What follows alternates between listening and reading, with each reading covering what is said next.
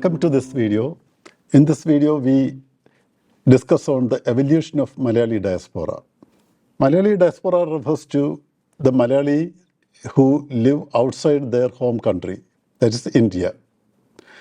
They are predominantly found in the GCC countries, Gulf Cooperation Council countries in the Middle East, North America, Australia, Caribbeans, Africa, etc.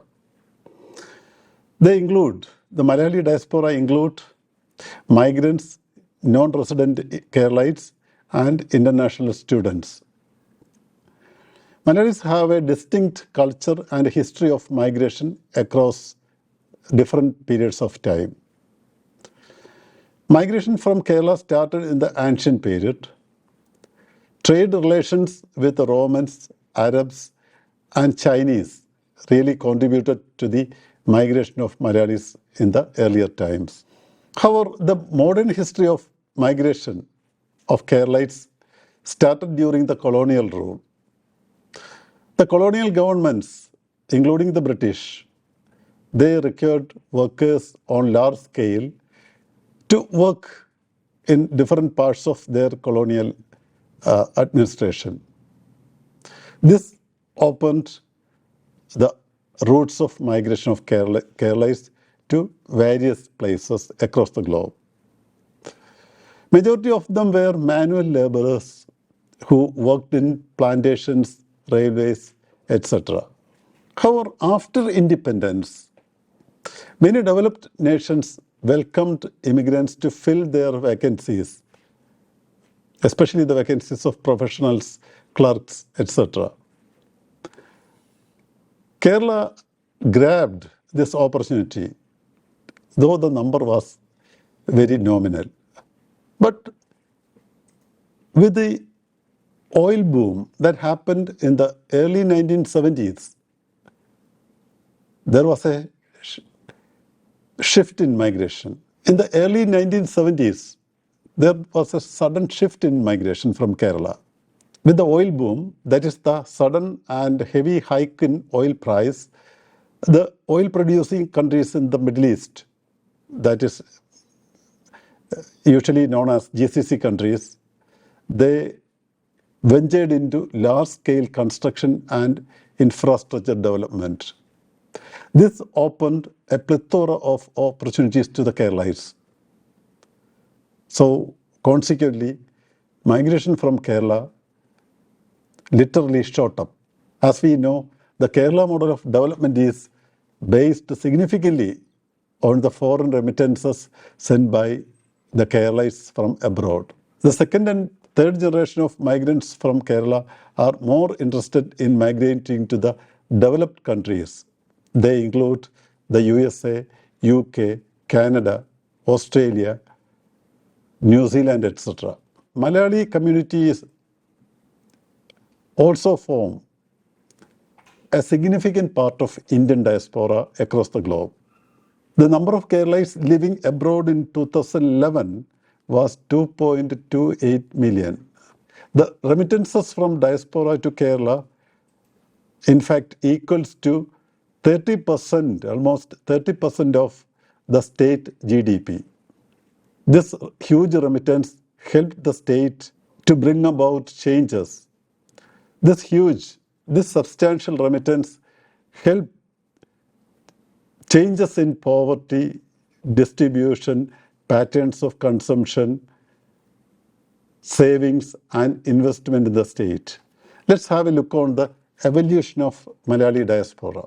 The first generation of migrants from Kerala in the early 20th century were semi-skilled or quasi-professional workers. They primarily migrated to Ceylon, Malaya, and Burma.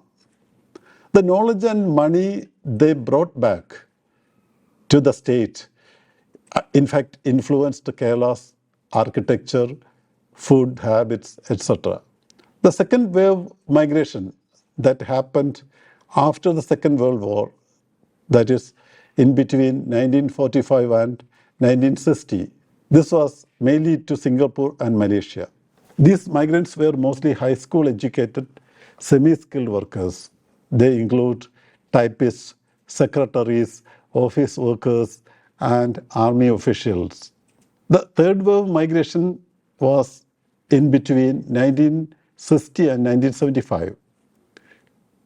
This consists of people with technical skills and professional training. They included technology professionals, nurses, clerks, technicians, etc. Thereafter happens the fourth wave, that is in between 1975 and 1992 until the Kuwait War. This stream of migration witnessed mass migration to the Gulf and also, along with that, to the USA, Germany, and other countries in the Europe. Technicians and nurses contributed to a significant part of remittance to the state. Increasing demand for nurses in healthcare sectors prompted a chain of migration to the US and Germany and other countries. A rough estimate says that one nurse possibly causes the migration of an average of 20 people. Later came the fifth wave, that is 1993 onwards. This wave has several streams. The first is the relatively large migration of semi-skilled and unskilled labor from Malappuram and Kannur. Second is immigration of highly qualified professionals, engineers, doctors, IT professionals, academicians, etc. to the Europe, US, and other parts of the world. Another stream is increasing migration to the US by family networks of nurses.